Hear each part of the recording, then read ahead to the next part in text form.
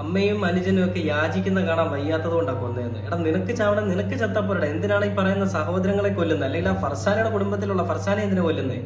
അതിനൊന്നും പറയാൻ വാക്കുകളില്ല അമ്മയ്ക്കും മകനും. സ്വന്തം കുടുംബത്തിൽ സംഭവിച്ചത് സ്വന്തം മോനെ പോലും ഓർക്കാനുള്ള വാക്കില്ല അമ്മയ്ക്ക് ഇപ്പോഴും. ആ ഇളയ മകനെ പറ്റിയും അമ്മയ്ക്ക് ഒരു ചിന്തയേ ഇല്ല. അമ്മയ്ക്ക് പണം മതിയായിരുന്നു.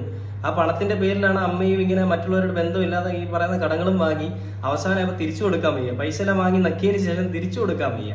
ആ അവസ്ഥയായപ്പോൾ എല്ലാവരും മരിക്കാന്നായി. പക്ഷെ അഫാൻ എന്തിന് ഈ അമ്മയും അതേപോലെ എല്ലാവരും കൊല്ലാനായിട്ട് ശ്രമിച്ചു എന്നുള്ളതാണ്. അമ്മയ്ക്ക് മാത്രം ജീവൻ തിരിച്ചിട്ട് ഭാഗ്യം എന്ന് പറയാം. ബാക്കിയുള്ളവരെ പിന്നെ എന്തിനാ കൊന്നത്? ഈ ഫർസാനെ എന്തിനാ കൊന്നത്? നിനക്ക് മരിക്കണമെങ്കിൽ നിനക്ക് മരിച്ചപ്പോരാ, അല്ലെങ്കിൽ നിങ്ങളുടെ കടമുണ്ട് നിങ്ങളുടെ വീട്ടുകാർക്ക് എല്ലാവരും കൂടെ മരിച്ചപ്പോരാ. ആ പാവം പിടിച്ച കുഞ്ഞിനെ എന്തിനാ വീട്ടിൽ നിന്ന് വിളിച്ചിറക്കി കൊന്നത്? വേണ്ട രീതിയിൽ ചോദ്യം ചെയ്താൽ ഇതല്ല ഇതിന്റെ അപ്പുറവും വരും. ഇവർ ഈ പറയുന്ന കഥകളൊക്കെ ഇപ്പോൾ ഓരോ ദിവസം ഓരോ കഴിയുന്നവർ കഥ ഇറക്കിക്കൊണ്ടിരിക്കും. ഒരു സിനിമയ്ക്കുള്ള സ്കോപ്പ് ഉണ്ട് ഇപ്പം. പക്ഷേ സത്യം എന്താണ് ഇതുവരെ പുറത്തു വന്നിട്ടില്ല. ഓരോ ദിവസം കഴിയുന്നവർ അവൻ്റെതായിട്ടുള്ള കഥകളാണ് ഇപ്പോഴും വന്നുകൊണ്ടിരിക്കുന്നത്. ബാക്കി നമുക്ക് കേട്ടുപോകാം. പിതാവിനെയും മകനെയും ഒന്നിച്ചിരുത്തിയത് അഫാൻ